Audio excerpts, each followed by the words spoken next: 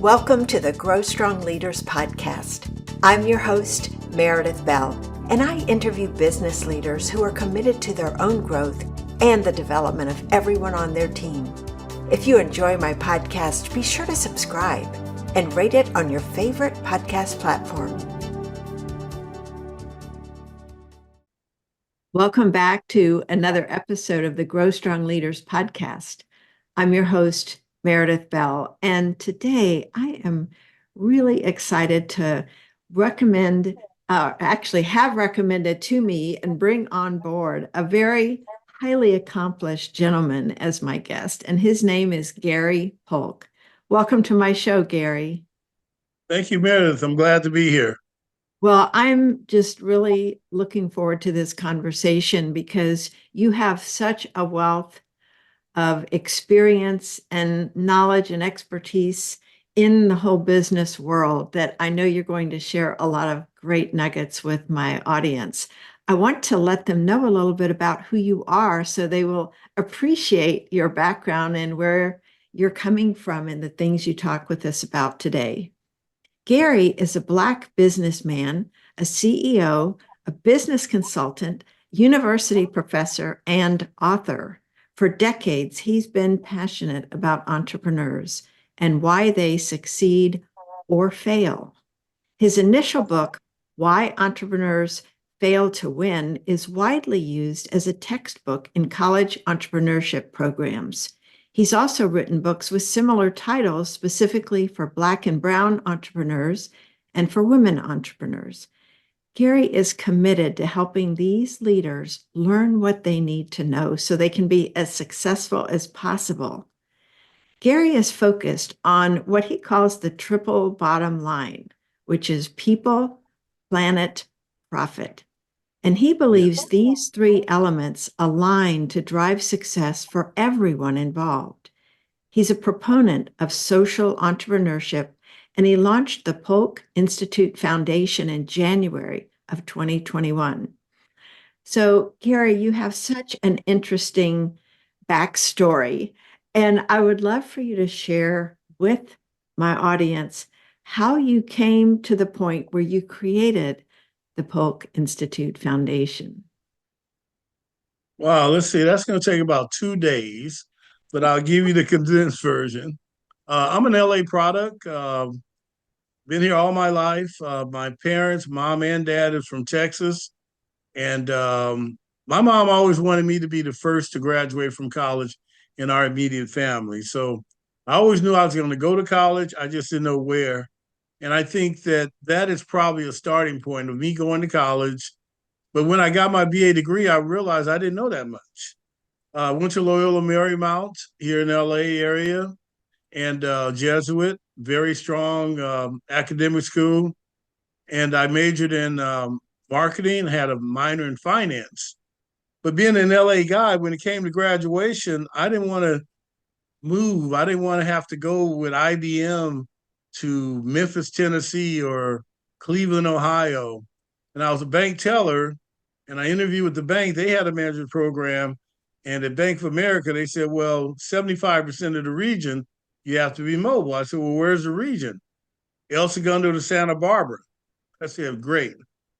So I spent my first 10 years out of Loyola in banking at Bank of America. And like they said, I'd stay in this area. So West Los Angeles, Century City, Hollywood, Santa Monica, and then Beverly Hills. And my entire 10-year career, only with B of A, didn't realize how much I learned about business until I left banking, and so many things were applicable. Even me becoming a college professor, I never dreamed to be a college professor, doing some part-time work at Cal State Northridge out in the San Fernando Valley, and they came up with something called the Minority Business Program. And they asked me to teach. And when they asked, I said no. And they came back the next year and said, hey, the program started well. We need your help. And I accepted. And then I wondered how I was establish myself as a college professor. And I looked at the textbook, Intro to Business.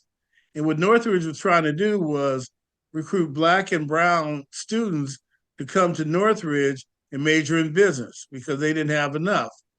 And so I decided, I looked at the textbook, I'll teach my students how to write a business plan. I'd read many business plans as a commercial loan officer in banking. So I knew, though, from a banking standpoint, the most important part would be the financial part. In the bank, we said, if the numbers don't float, the boat don't work. So I told my students they would learn business from an introduction standpoint by writing their own business plan about any business.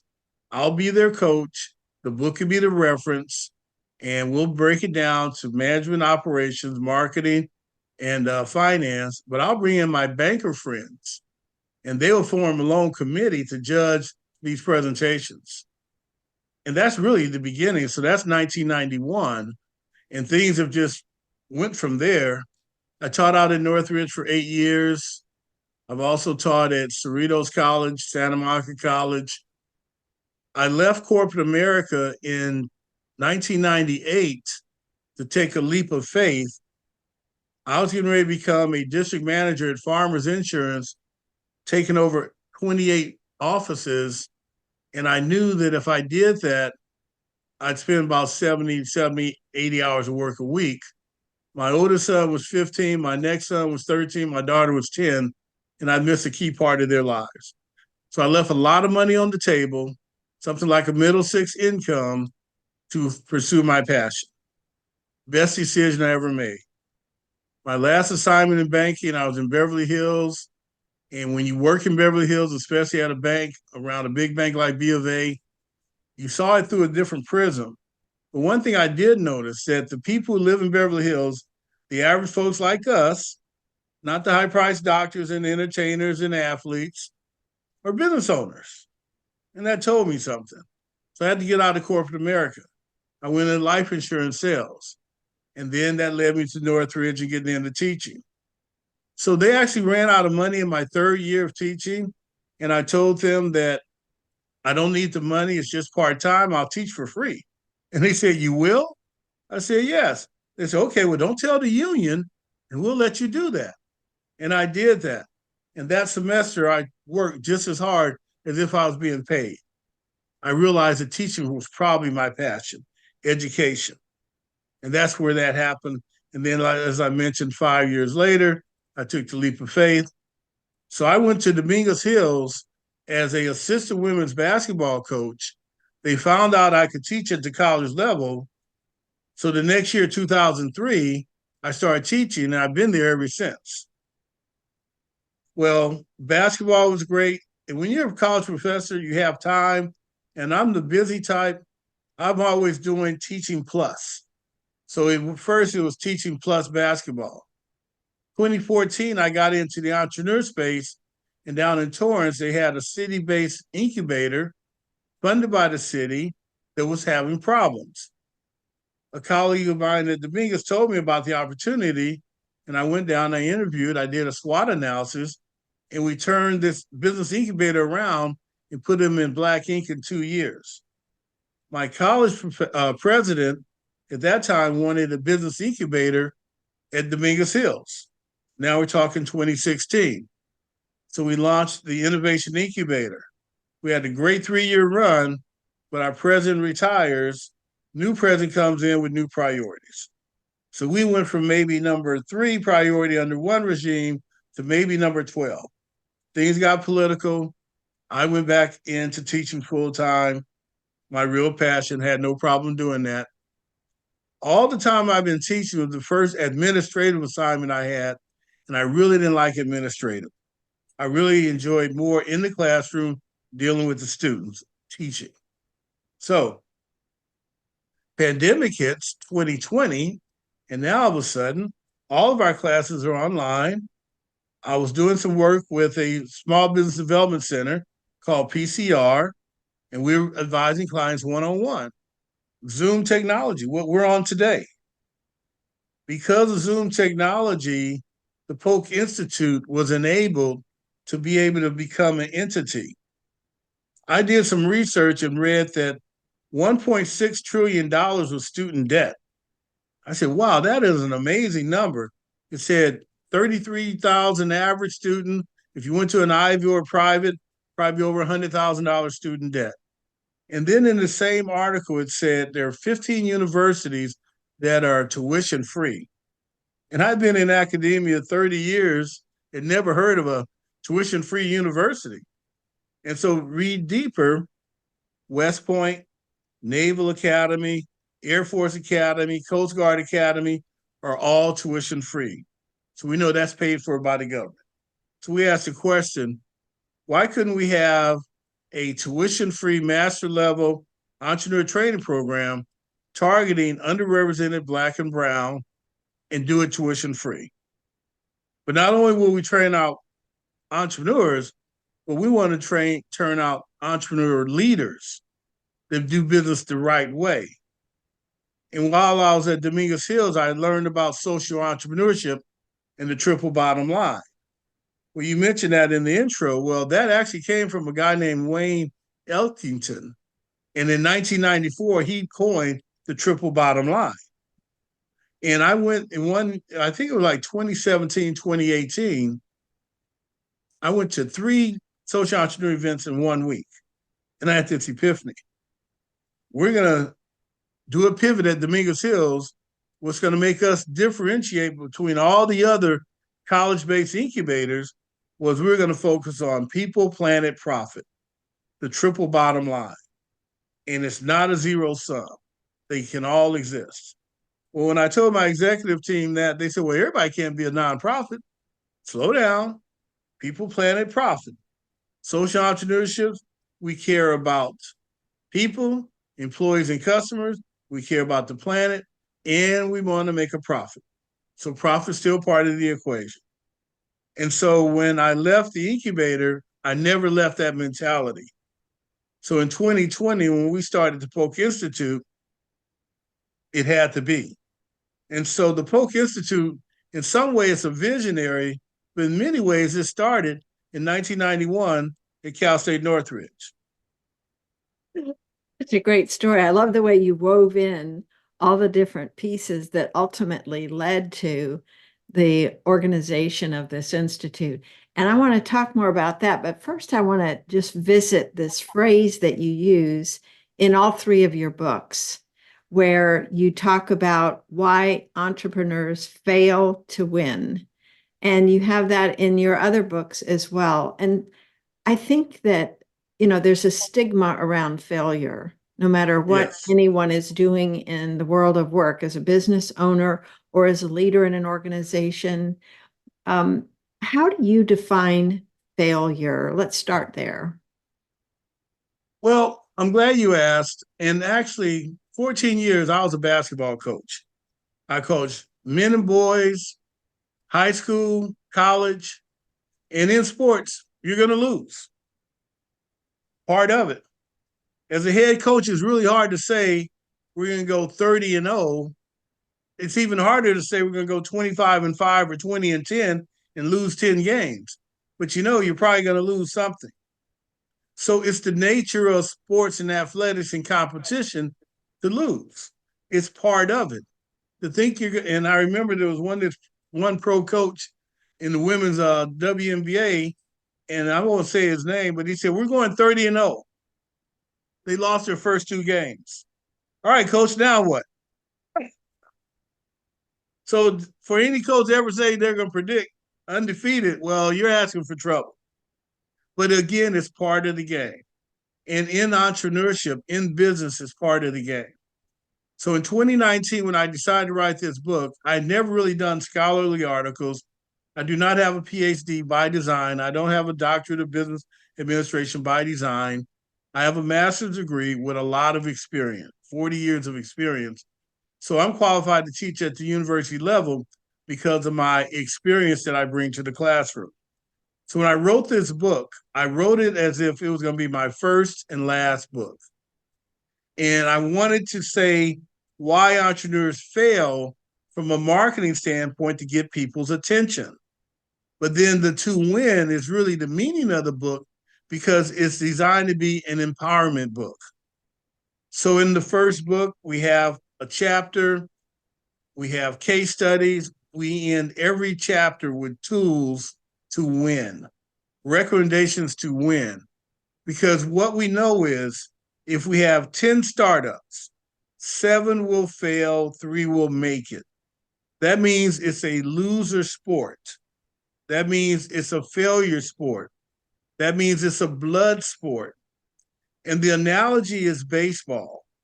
Hitting the baseball, if you have 10 at bats and get 3 hits, and you do that for a career, they say you're hitting 300 and you make the Hall of Fame. But you failed twice as many times as you succeeded. You failed 7 to get 3 hits. And that's the nature of baseball.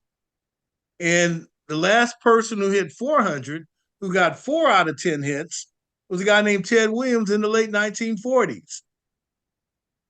It doesn't matter who you are, no matter where you're from, no matter how big you are, how tall you are, how fast you are, you're hitting 300 something. And in business, it's the same way. So in some ways, to me, it's a great equalizer. But the deal is that as a basketball coach, I could not go into my locker room after we lost and say, you guys suck. You're the worst team I ever saw. No, we go in and say, you know what? We lost. What did we learn? We don't suck. We're going to get better. What do we learn? And if we can learn from our losses, we will get better. And that's the same thing. So when I went to Dominguez Hills and opened up the incubator, and I'm working with my marketing department, and they say, okay, we need a brochure. What are your values? One of my values was failure. And he comes back from marketing with determination. I said, wait a minute. I call Amy. Amy, what happened to failure? Oh, Gary, that's kind of a negative word. We're trying to help you out. You didn't mean that. Yes, I did. What do you mean you meant that? Because if I'm going to teach entrepreneurship and not talk about failure, I'm not being genuine. And if I was going to use the word like determined, my vocabulary, I'm going to say perseverance. But neither of those work. I want failure. Well, let me go talk to my boss and see what John says. He comes back. She comes back. Well, Gary, John sees your point. We're going to use failure. I said, thank you. It wasn't an option, in my opinion, because failure is part of starting a business. And to me, that's the exciting part. It doesn't have to be a negative. Our society, yes, our society says, oh, we got to win, we got to win, we got to win. But in certain things, it's not realistic to say we're always going to win. We just had the Super Bowl. My team won, but that means 29 or 31 other teams lost if it's all based on the Super Bowl. There's only one winner. But the other 29 teams probably learned some things along the way. And also, as an educator, I know that sometimes you can get something right and not even know why you got it right. But something you got wrong will stay with you a long time. Short story, 4th grade, I get 19 out of 20 spelling words right. I don't even remember what they were. I remember the one I missed. And look how many years ago that was. But that stayed with me because I thought I knew it and I got it wrong and I never forgot it. But the other 19, I don't remember what they were. So failure can be a great teacher. And if you're in this space of entrepreneurship, people know that. But even outside of entrepreneurship, and you probably failed at a couple things and really learned valuable lessons. Well, So I'm failure thinking can be good. when you just mentioned the spelling, I thought about a spelling bee that I was in. I think it was Yes, 7th grade, and I still right, remember the word that I misspelled. So I know exactly what you're talking about there. right. And, And it you stayed know, with you. I think, Gary, there's 2 aspects here as I'm listening to you talk about failure that I want to explore a little bit. One is an individual leader who needs to understand failure is not a personal thing. Don't take it personally. So there's that aspect for self.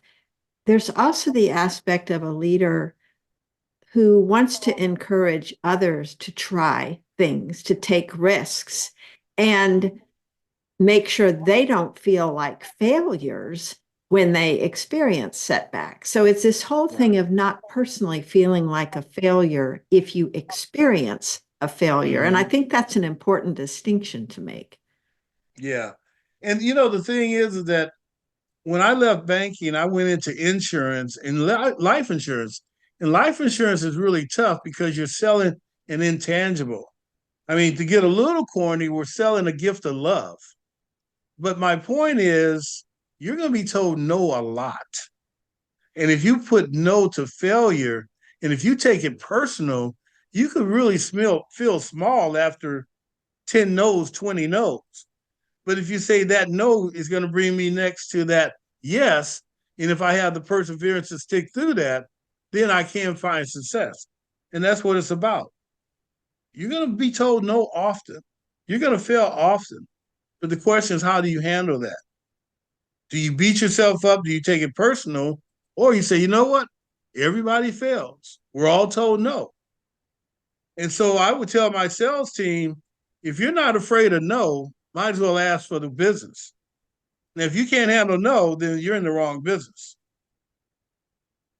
Really true.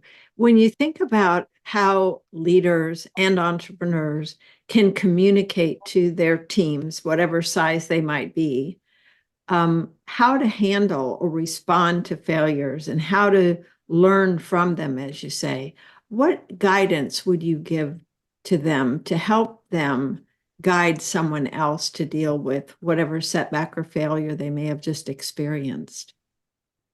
I would say let's look at the long term view, whether we're talking sports, we're talking entrepreneurship, we're talking corporate, we're talking nonprofit. It still should be the long term view. And if you're in it for the long term, that failure is just what they call the speed bump that slows you down. In entrepreneurship, we use the word pivot. We go one direction, it finds out it doesn't work, we pivot, we change direction. It's a basketball move. If you know anything about basketball, you have one pivot foot that stays grounded, but then you can change direction by moving your other foot, looking in other directions for an open man or for another opportunity. So failure to me is small, it's temporary, and it doesn't have to be lasting. There are a lot of books on failure. It's amazing how I've been preaching failure probably now for 15, 20 years, again, from sports, bringing it over. And the thing is that now there are books. There's a book called Failing Forward. Mm-hmm. I forgot the author name, but the whole idea was you fail, but let it take you forward. It doesn't have to take you backwards. And I think it's just a mindset. So, to your question, the CEO, if the CEO throws too much on the failure aspect and not on the learning aspect, they make a mistake because you can build on learning and you can build on failure. And I think if you try to build on failure and learning, now you never lose. You could lose the game, but it's bigger than the game. Right. I so agree with you on that. And uh, I was thinking about something else I've heard you speak about EQ and IQ. And you had said that to you, EQ was much more important than IQ. And I agree with you on that. I would love to hear you share why you believe that so. Well, the thing is that we have to have the humility that we know some things very well and we don't know everything very well. And if we're going to build a business, if I'm going to say I want to make an impact, I want to do something big, then I want a marketing person smarter than me in marketing, finance, operations, technology, and I don't have to be the smartest on the team. I really don't like to get into that who's the smartest in the room. Some people have those kind of egos. When I took over the South Bay Entrepreneurial Center in 2014, we brought in about 30 mentors, and there was some really sharp men and women in the room. And one thing we established, we're here to help entrepreneurs. You have your specialty, I have mine. We don't have a smartest in the room. We may have a subject matter expert on something, but it doesn't mean you have that ego where you walk around where I'm this and I'm that. if you are a CEO and you have to be the smartest on the team, maybe you've built a company of dwarfs. You can be among giants and you don't have to be the smartest. Now, some like Elon Musk and Steve Jobs, the lady from Sarah Blakely from Spanx, these are very smart people. But there are other entrepreneurs out there that are not big time IQs, but very, very successful because they understand people, they understand teamwork, and they understand that EQ, the emotional intelligence, takes you much further than IQ. And it's been proven, it really has, that if you have self awareness, self regulation, you have empathy, you're motivated, and you have social skills, those are all the components of what EQ is about. And it's really a people business. And I don't care what industry you're in, even if you're in a tech industry, at some point we're dealing with people, human beings. And I think we all bring different things to the table because of our education, our experience, and our culture, and all of this. So I don't buy the smartest in the room mentality because I'm in the team building. And I know that if we can build a team and we have a common mission, a common goal, we believe in our leader, then we can make something really big and something important happen that's very sustainable. I think what you're saying there is so critically important. One of my favorite CEOs, he's retired now, is Gary Ridge, who was at WD-40. And he always said his favorite 3 words were, I don't know. Because exactly to your point, he wasn't concerned about being the smartest or trying to prove that he had the answers. He knew he had a lot to learn from the Yes. people around him. And I think that, well, instead of me saying, I think, I'd like to ask you, do you find that that is sometimes an issue for entrepreneurs who are starting a business and initially they do everything, and then as they hire on other people, it's harder for them to let go of and trust some of the people they're bringing on board? And this is true for a leader of a team as well, who's bringing on people. Do you find that they have trouble trusting them to do things that they have been used to doing themselves? And the answer is yes. As a college professor, I've had many students that are in group projects and somewhere they got jaded, realize they can't trust on their teammates and have this mentality of doing it all themselves. But then all of a sudden they get into that one group project that is bigger than the individual and it's an impossible task. Now they have to rely on others. But you use the T word trust. And that is something that I really use because the type of businesses I want to try to help people build is a larger business than maybe a side hustle or a hobby. And so there was a guy named Pat Lencioni, an author, and he wrote a book called The Five Dysfunctions of a Team. And I don't remember the other four, but number one was lack of trust. And then Pat went from there and wrote another book called The Ideal Team Player. And in there, he talked about what it takes to find the ideal team player that you can trust. So it's almost like a sequel to this book. And I've had many people say, well, Gary, I can trust nobody. Really, Meredith? You mean I can't trust you? Oh, Gary, you know you can trust me. So what we're really saying, we can't trust everybody, but we can trust some people. And what Lencioni did, it gave us 3 behavior qualities to look for in a co-founder or in a leader that you're bringing on as your VP of finance or VP of marketing. And those 3 words are simple: humble, hungry, and smart. And smart relating to EQ, not IQ. So you get his book, Ideal Team Player, and he talks about these are behavior qualities. It's like the lever doesn't change its spots. A lot of us remember, you probably remember The Odd Couple, Felix and Oscar. One was a slob, one was a neat freak. That was their behavior. Nobody was going to change them. They can say, "Oh, Oscar, the slob says, I'm going to become a neat freak for about 2 days." And he goes right back to being the slob. Felix, I'm going to be a slob like you. I'm just going to throw things around for about 2 days. Comes back being a neat freak, and that's who they are. So we want people who are humble. We can trust them. They're not a narcissist. They're a team player. And Lencioni says that might be the number one of all of them. But then number two is hungry. And that, I remember when I left banking, went into my first sales company, my manager, he said, "Gary, I'm looking for people with a fire in their belly, that intrinsic motivation, that self motivation. That's what hungry is." And then we talked about smart. Now, those three things, though, are not, you can't compromise.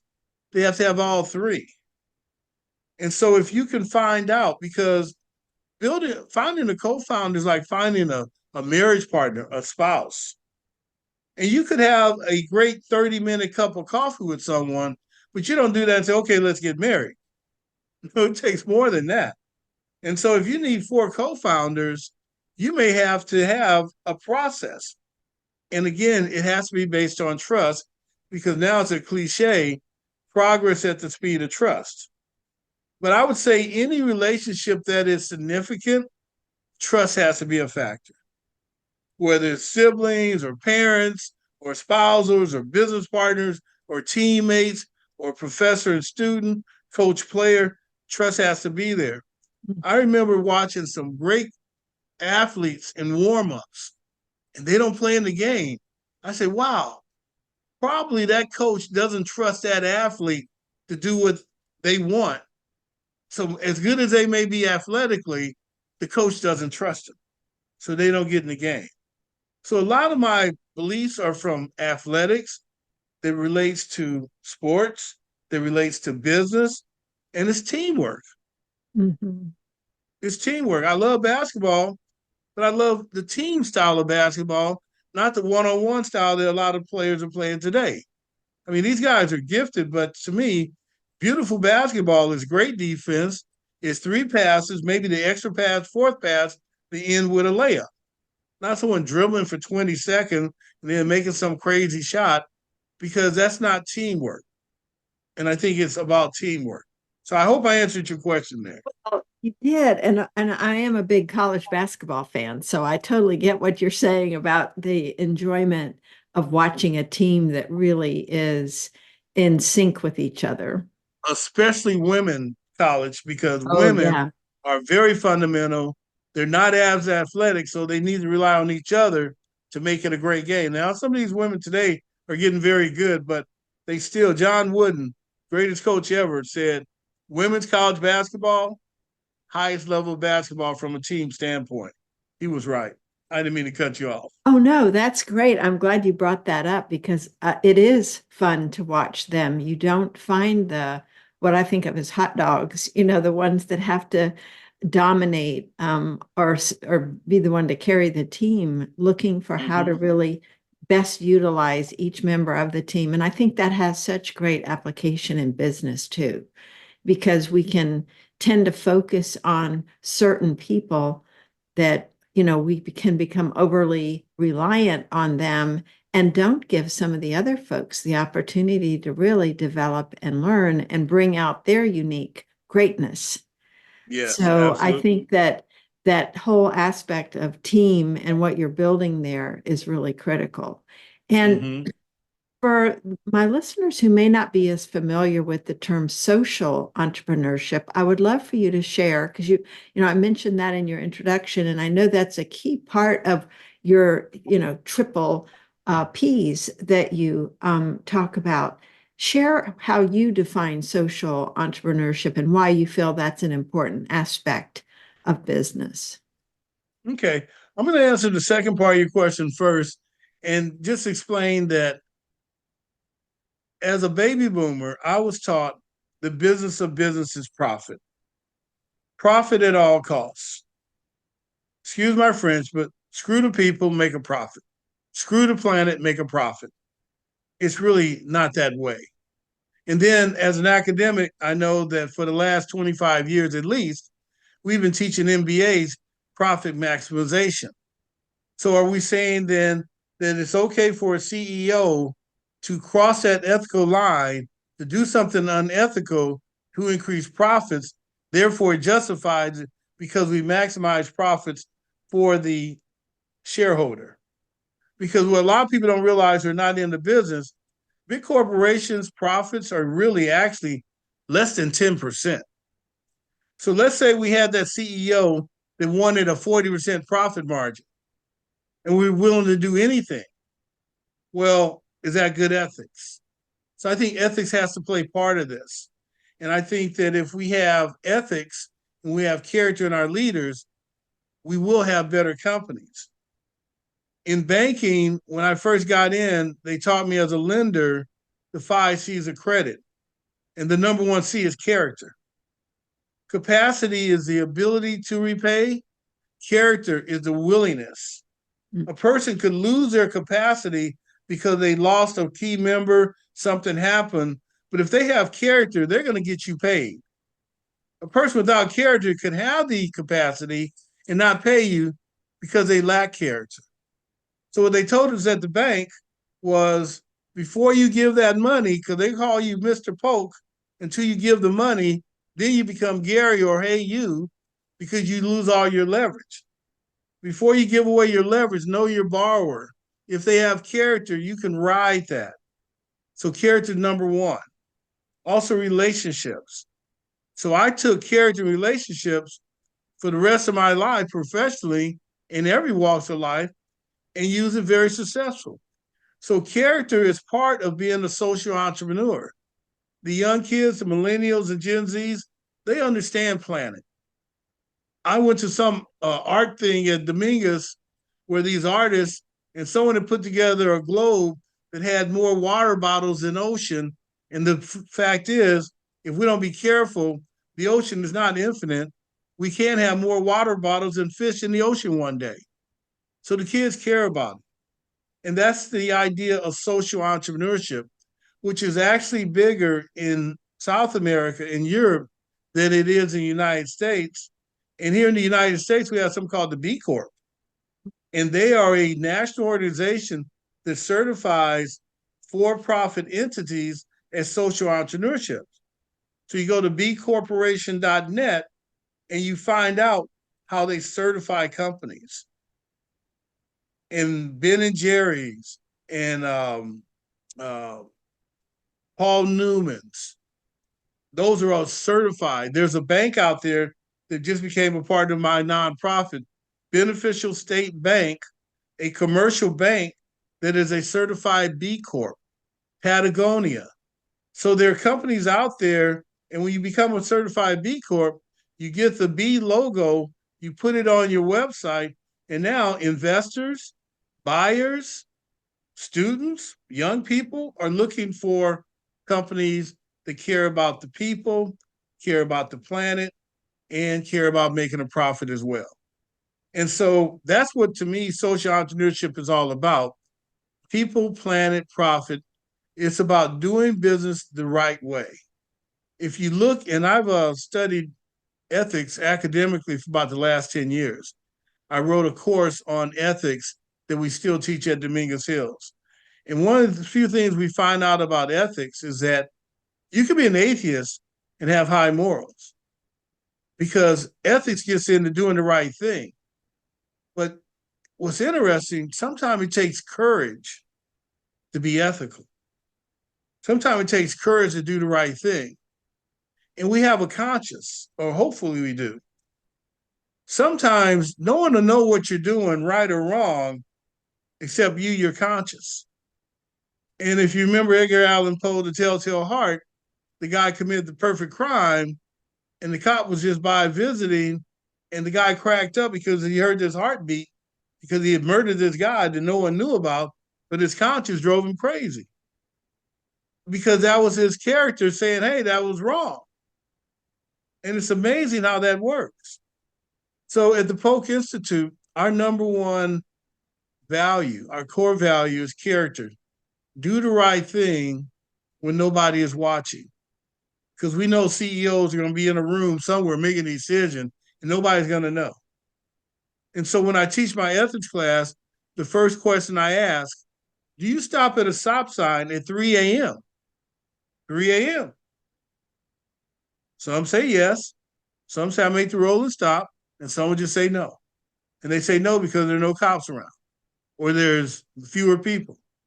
Why do we stop at 3 p.m.? A lot of people, you'll be seen, cops around, etc. But is that the right thing to do? No. You should stop at the side sign at 3 a.m. because we could have a senior out there who has sundowners, who has night and day twisted around, and they're not less dead at 3 a.m. than 3 p.m. But it goes back to that individual responsibility. And that's what I really try to teach. And that all comes back to social entrepreneurship because the CEO is going to have to say, we will be a socially conscious organization and we will make a profit. And that's the connection. So we want to teach the leaders who start companies. So March is National Social Entrepreneurship Month. People don't know that. At the Polk Institute, every March, we have a class on social entrepreneurship basics. We introduce it to all of our clients with the hope that if 60% can become social entrepreneurs, that's a good thing. If 40% become social entrepreneurs, that's a good thing because maybe they've never heard about it. But when they hear about it, they say, you know what? That is the right thing to do. So, not to be too Pollyanna, I do want to try to teach ethics. I want to try to teach business, and I want to teach capitalism all in the same breath, all in the same scope. If you're a nonprofit, you're automatically considered a social entrepreneur because you're probably doing something to help somebody, a cause, a disease, or something like that. But it's the for profits that need to get certified as social entrepreneurship. And to me, it's just a good business practice that's very sustainable. Great. Imagine if Well, everyone's goal was to make a profit, but to do it the right way. We know capitalism is better than socialism, much better than communism, but we don't want to become that greedy American pig, I hope, by getting too greedy when it comes to the profits. I yeah, don't know if that especially contradicted. sacrificing those other two is not where you want to go. And, Exactly. Gary, as we kind of wrap up here, I would love for you to share a little bit more about the Polk Institute, who you serve with that, how people can learn more about it if they're interested in participating in that program. Okay, I'm glad you asked. Our website is www.polkinstitute.org. Our mission is to serve social entrepreneurs to help make the world a better place. Our vision is to help launch 1,000 social entrepreneurships by 2032. So we have a very aspirational goal. When we started, we said we're going to focus on and target underrepresented Black and Brown. And people would immediately say, well, Gary, what about the others? I said, well, our mission is social entrepreneurship. It has no ethnicity in that. But we do want to target. If you understand marketing, you got to have a target market. So we started off with underrepresented Black and Brown, but then along the way, we added women and we added veterans. So today, our target market is still underrepresented Black and Brown and women and veterans. And to me, what's important is that these are groups that are participating in the same blood sport, but sometimes lack some of the advantages, some of the resources, some of the connections, some of the networks, and sometimes just the plain knowledge. One thing that really got me going, Stanford did a report, 97% of Hispanic-owned businesses have sales less than $1 million. That was shocking. And that was in 2018. And I would bet that if you did the same report on Black-owned businesses, you'd find similar results. Stanford says it's a lack of access to capital. That's partially true, but I don't agree. We think they're not getting the right help. So what we try to do at the Polk Institute is identify people that are coachable and have grit and have a vision to grow a business of $1 million in 3 to 5 years. We want to help those kinds of entrepreneurs because our resources are very limited. So we got to pick and choose. But we think that if you can figure out how to build a business to $1 million in 3 to 5 years, you may then figure out what it takes to go to 3 to 5 million, from 5 to 10. And now we're talking about a business that is building generational wealth, that if we do the exit strategy correct and do management succession, we can transfer wealth backwards. So we have a startup incubator and accelerator for emerging companies. We also have a legacy cohort that focuses on companies 10 years or more with at least $1 million in sales, because we want to teach them how to exit. And a lot of people have no idea what that means. Management succession. And there's techniques. There are things that you can do, but if you've never been exposed to it, you don't know. So we feel that we're making a significant thing. We our last what is it? Our progress. Our last cohort 4 class, we had 20 new clients come in, 12 were women owned. Our very first cohort class, we had 26 clients, 17 were women owned.